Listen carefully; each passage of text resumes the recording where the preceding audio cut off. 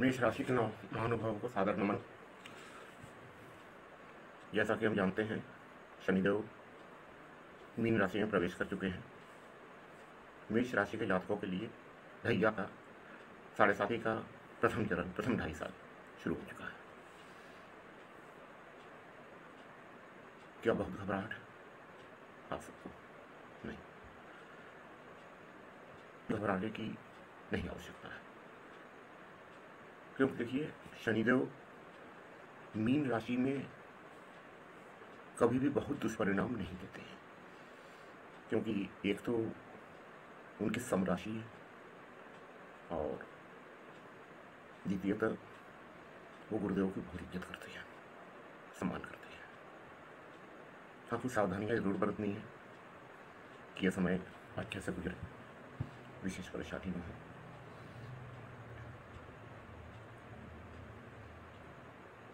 जब भी गुरुदेव के राशि में शनिदेव स्थित होते हैं तो उस भाव को विस्तार देते हैं।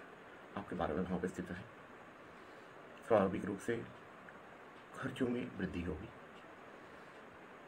और चूंकि ये प्रथम चरण है 7.5 का, तो हो सकता है कि कुछ गलत निवेश आपके द्वारा हो जाए, क्योंकि कुछ ना कुछ हम गलत करते हैं तभी उसका दुष्परिणाम आगे प्राप्त होता है। हालांकि अभी शनिदेव का प्रवेश हुआ है, 0 अंश पर चल रहे हैं, और शनिदेव राशि प्रवेश करते ही तुरंत किसी भी तरह का परिणाम नहीं देते हैं। तो अभी फिलहाल तो ठीक है, कोई दिक्कत नहीं है, लेकिन सावधान रहिए। आगे के लिए पहली बात तो यह है कि चिकित्सकीय हॉस्पिटल आदि का खर्च कुछ बढ़ सकता है, इसलिए थोड़ा सावधान रहिएगा। दूसरी बात यह है कि उनकी तीसरी दृष्टि आपके द्वितीय भाव पे है। द्वितीय भाव वाणी का कारक। किसी से भी कड़वा न बोलिए, संयमित भाषा का प्रयोग कीजिए, क्योंकि असंयमित भाषा बोलेंगे शत्रुता में वृद्धि होगी। और शनिदेव की 7वीं दृष्टि आपके शत्रु भाव पर भी है, मतलब 6ठे भाव पर भी है, रोग ऋण शत्रुता का भाव। इसलिए प्रयास ये कीजिएगा कि वाणी को बहुत ही संयमित रखिए। कुटुंबों से मनमुटाव हो सकता है, हालांकि बहुत ज़्यादा नहीं, क्योंकि मीन राशि में होने की वजह से शनिदेव की जितनी भी दृष्टियां हैं, तीसरी, 7वीं, 9वीं, तीनों ही उनकी मित्र राशि पर है, इसलिए बहुत ज़्यादा दुष्परिणाम तो किसी भी भाव से संबंधित नहीं होगा। हाँ, लेकिन जिस ग्रह का जो स्वभाव होता है वही थोड़ा बहुत तो दिक्कतें आएगी। हालांकि दिक्कतें ऐसी आएगी जो नियंत्रण में होगी, तो इसलिए बहुत परेशान न हो। बस एक चीज़ का ध्यान रखिए कि मानसिक शांति बनाए रखिए, हड़बड़ी में कोई काम मत कीजिए। थोड़ा सा धीमा हो जाइए, क्योंकि शनिदेव का स्वभाव धीमा चलने का। शनै तो उनके साथ थोड़ा तालमेल बैठाइए। आप बहुत तेज भाग रहे हैं, शनिदेव आपको धीमा करने की कोशिश कर रहे हैं यहीं पर, तो इस संघर्ष से बचना पड़ेगा। थोड़ा अपने आप को धीमा कर लीजिए, हालांकि वैसे भी आलस से बढ़ेगा आपको।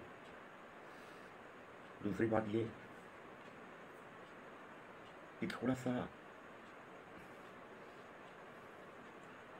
अपने पाँव को लेके सावधान रहिएगा, क्योंकि अक्सर होता ये चीज़ है कि 12वां भाव में जब शनिदेव होते तो पैर में चोट वगैरह लगने की संभावना होती है, तो इसलिए थोड़ा सा सावधानी अपेक्षित है। वाहन वगैरह चलाइए तो बहुत ही सावधानी पूर्वक चलाइए, गति नियंत्रण में रखिए। एक बात यह है, पूजा पाठ करते रहिए, आध्यात्मिक बने रहिए, क्योंकि शनिदेव का ये 7.5 साल में कर्म का फल, साथ साथ ये प्रयास करते हैं कि आध्यात्मिकता आध्यात्मिकता की ओर व्यक्ति को ले जाए। और जब तक आध्यात्मिक व्यक्ति नहीं हो जाता है तब तक कष्ट जाने की होता है। इसलिए आध्यात्मिक बनिए।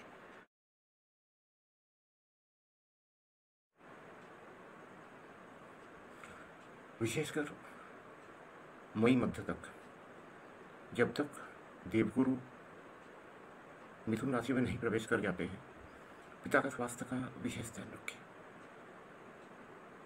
हालांकि देवगुरु मिथुन में जब आ जाएंगे तो नवम भाव पर उनकी दृष्टि होगी। उस समय स्थिति बहुत नियंत्रण से बाहर नहीं जानी चाहिए, लेकिन मई मध्य तक पिता का स्वास्थ्य का बहुत ही ध्यान रखिए। यह निवेदन है आपसे। और बस एक चीज़ का ध्यान रखिएगा, घबराइए मत। जितना अधिक घबराहट हो, समस्याएं उतनी बढ़ेगी। अब बस एक चीज़ का ख्याल रखना है, वाणी पर संयम रखिए, पूरी तरह से संयम रखिए, क्योंकि वाणी असंयमित होगी तो तमाम तरह की परेशानी आपको आएगी। धर्म करते रहिए, आध्यात्मिक बने रहिए, गरीबों, असहायों, दिव्यांगों का जहाँ तक हो सके मदद कीजिए, सेवा कीजिए। शनिदेव प्रसन्न होंगे। उपाय क्या करना है? सर्वप्रथम पूरी तरह से, पूरी निष्ठा और श्रद्धा के साथ हनुमान जी के शरण में रहिए। नित्य हनुमान चालीसा का पाठ कीजिए। सायंकाल आशुतोष भगवान शिव का नित्य जलाभिषेक कीजिए। पीपल वृक्ष के नीचे तिल या सरसों के तेल से दीपक जलाइए। शनिदेव का दर्शन कीजिए। उनकी आंखों में आंखें मिला के नहीं, थोड़ा किनारे हो जाइए। न्यायाधीश की आंखों में आंखें नहीं मिलाई जाती, थोड़ा किनारे हो जाइए। अपने हाथ पीछे बांध लीजिए। अपने किए गए गलत कर्मों का माफी मांगिए, क्षमादान मांगिए। देवता है, उस तो राहत करेंगे ही। मानता हूँ कि महान्यायाधीश है, कर्म फल लाता है। बुरा किया तो बुरा मिलेगा, अच्छा किया अच्छा मिलेगा, लेकिन फिर भी थोड़ी बहुत राहत मिल सकती है।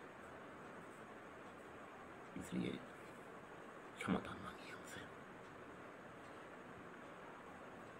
बहुत ज़्यादा कष्ट हो तो छाया दान कर सकते हैं। आपके जो अपने निजी ज्योतिषी हैं, बहुत ज़्यादा कष्ट होने की स्थिति में उनसे संपर्क कर लीजिए।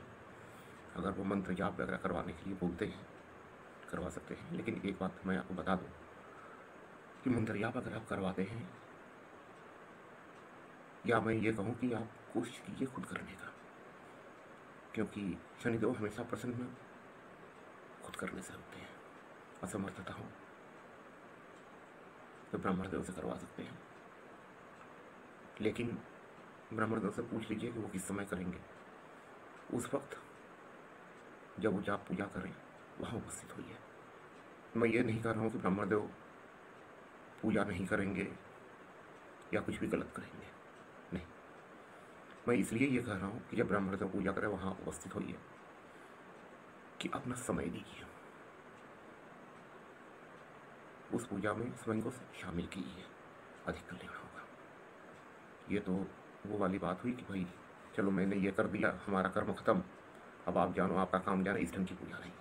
पूरी श्रद्धा के साथ जहाँ पूजा ब्राह्मणदेव कर रहे हो वहाँ बैठिए, उनके साथ समय दीजिए। बहुत ज़्यादा नहीं, घंटा 2 घंटा लगेगा, इतना समय दे ही सकते हैं कष्ट से मुक्ति के लिए।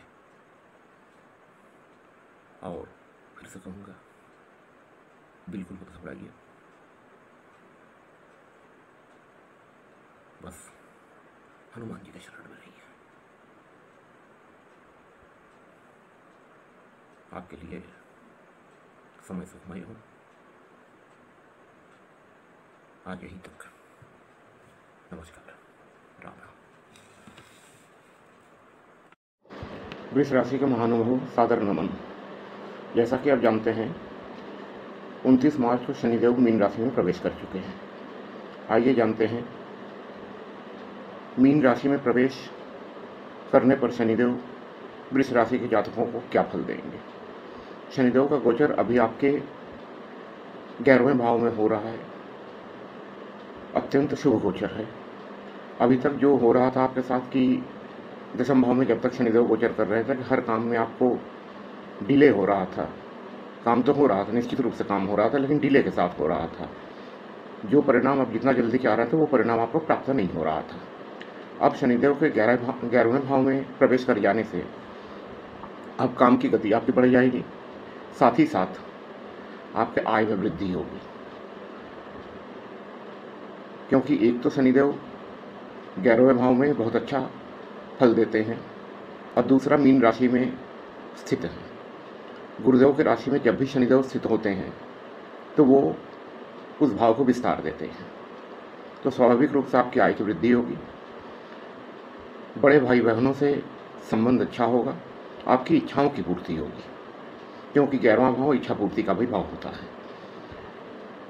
अब शनिदेव की अगर दृष्टि की बात हम लोग कर लें तो शनिदेव की दृष्टि, तीसरी दृष्टि आपके लग्न पे होगा, 7वीं दृष्टि आपके 5वें भाव पे होगा और 10वीं दृष्टि उनकी आपके 8वें भाव पे होगा। तीसरी दृष्टि से वो आपके लग्न को देख रहे हैं, अपने मित्र की राशि। हालांकि तीनों ही दृष्टि उनकी मित्र की राशि पर है, इसलिए ज़्यादा अनिष्ट की कोई संभावना नहीं है उनकी दृष्टियों के द्वारा, क्योंकि ये माना जाता है कि शनिदेव की दृष्टि विच्छेदात्मक होती है, दृष्टि से ही अनिष्ट होता है। लेकिन मित्र के घर में दृष्टि है तो इसलिए अनिष्ट होने की संभावना बहुत कम है। अब लग्नस्थ जो उनकी दृष्टि है उससे होगा ये चीज़, थोड़ा सा आपको सतर्क रहना है इसमें कि आप में आलस की भावना बहुत आएगी, आलस से बहुत आएगा। आप कंफर्ट जोन में रहना चाहेंगे और काम में मन न लगना, इस तरह का चीज़, मतलब कंफर्ट जोन में रहने से जो चीज़ होता है वो होगा। क्योंकि एक तो आपकी वृष राशि है, ऐसे ही ये शुक्रदेव इसके अधिपति हैं, वो विलास के कारक हैं, और वहाँ पर शनिदेव का कोई सपोर्ट मिल जाए तो ये भावना बहुत ज़्यादा आपके अंदर आएगी। तो इसलिए इस चीज़ को थोड़ा सतर्कता के साथ डील कीजिएगा, क्योंकि गोचर अत्यंत शुभ है। इसमें अगर आलस से घेर लिया तो फिर व्यक्ति को कामकाज में मन नहीं लगता है और उसके बाद दिक्कत आने लगती है, आय से संबंधित दिक्कत आने लगती है। भाई साधारण सी बात है, काम आदमी करेगा ही नहीं तो आय कहाँ से होगी। 7वीं दृष्टि उनकी 5वें भाव पे है। प्रेम संबंधों में अच्छा परिणाम आएगा। संतान संबंधित, संतान के करियर में अच्छा ऊंचाई आएगा। यह है कि थोड़ा संतान से व्यवहार अच्छा रखें, थोड़ा सा मनमुटाव आदि के चांसेस बन सकते हैं। हालांकि बहुत ज़्यादा कोई इसमें अनिष्टकारी परिणाम नहीं है, क्योंकि यहाँ पे उनकी मित्र की राशि है और 10वीं दृष्टि उनकी 8वें भाव पे है, तो पैतृक संपत्ति से लाभ हो सकता है और आकस्मिक घटनाओं की वृद्धि हो सकती है आपके जीवन में। गोचर में कहीं से कोई भी अनिष्टकारी परिणाम नहीं है, अच्छा गोचर है, इसका लाभ लीजिए। और मित्रों, एक निवेदन है आपसे कि अगर मेरी द्वारा दी गई जानकारी आपको अच्छी लगी हो तो कृपया वीडियो को लाइक कीजिएगा और चैनल को सब्सक्राइब कीजिएगा, ताकि कुछ हमारा हौसला बढ़े और आपके लिए और जानकारियाँ लेके आता रहूँ। आप सबका अभिवादन। आज के लिए यहीं तक। राम राम। मिथुन राशि के महानुभावों, सादर नमन। शनिदेव 29 मार्च को मीन राशि में प्रवेश कर चुके हैं। आइए जानते हैं अगले 2.5 साल तक आपके राशि अर्थात मिथुन राशि में शनिदेव क्या प्रभाव देने वाले हैं। आपके नवम भाव में गोचर कर रहे थे, अब आपके दसम भाव में गोचर कर रही है मीन राशि में। आपके कार्यों में विस्तार होगा, व्यापार में है तो व्यापार में विस्तार होगा, नौकरी में है प्रमोशन मिलेगा। मैं ये इसलिए कह रहा हूँ क्योंकि शनिदेव जब भी देवगुरु की राशि में स्थित होते हैं तो वो जिस भाव में स्थित होते हैं देवगुरु की राशि में, उस भाव को विस्तार देते हैं। तो आपके दसम भाव में स्थित हैं तो स्वाभाविक रूप से इस भाव से संबंधित कारकों में विस्तार होगा। अब एक चीज़ लेकिन होगा कि गति थोड़ी धीमी होगी, व्यापार में विस्तार होगा लेकिन जो परिणाम आप जितना जल्दी चाहते हैं वो उतना जल्दी नहीं होगा। नौकरी में प्रमोशन होगा लेकिन जितना जल्दी आप चाहते हैं थोड़ा सा उसमें डिले होगा, देर होगा। परिणाम तो आएगा ही, इसमें कोई शक की गुंजाइश नहीं है, लेकिन थोड़ा देर से आएगा। अब अगर उनकी दृष्टियों की बात करें तो उनकी तीसरी दृष्टि आपके व्यय भाव पे है। व्यय भाव पे दृष्टि होने से थोड़ा बहुत चिकित्सकीय खर्चे आपके बढ़ सकते हैं, हॉस्पिटल वगैरह के खर्चे बढ़ सकते हैं, व्यय थोड़ा ज़्यादा हो सकता है। निवेश वगैरह थोड़ा संभल के कीजिएगा, सोच समझ के कीजिएगा। हालांकि इसमें बहुत ज़्यादा कोई गलत परिणाम आने की संभावना नहीं है क्योंकि 12वें भाव पर भी उनके मित्र शुक्र की ही राशि है, लेकिन फिर भी सतर्कता के साथ काम करना ज़्यादा अच्छा होता है। उनकी जो 7वीं दृष्टि होगी वो आपके सुख स्थान पे होगा, चौथे भाव पे होगा। सुख में वृद्धि होगी, अचल संपत्ति में भी वृद्धि होगी। लेकिन चल अचल संपत्ति लेते वक्त मेरा एक विनम्र सलाह है आपको कि कागजात वगैरह का जांच अच्छी तरह से कर लीजिए कि कहीं से भी गलत सौदे में ना फंसे। कोई भी चल अचल संपत्ति आप लेते हैं, कागजात वगैरह का जांच बहुत अच्छी तरह से कर लीजिए, उसके बाद ही डील को फाइनल कीजिए। और अपने माता जी का स्वास्थ्य का विशेष ख्याल रखें। और उनकी दसम दृष्टि आपके 7वें भाव पे है, जीवन साथी का भाव, पार्टनरशिप व्यापार का भाव। व्यापार वगैरह के लिए ठीक है, वृद्धि होगी। अगर पार्टनरशिप में काम करते हैं तो थोड़ा सतर्क रहिएगा। और कोई भी नया व्यापार अगर पार्टनरशिप में शुरू करने की सोच रहे हैं तो अच्छी तरह से सोच समझ लीजिए, जांच पड़ताल कर लीजिए, तब शुरू कीजिएगा। जीवन साथी के स्वास्थ्य से संबंधित थोड़ा बहुत दिक्कतें आ सकती है।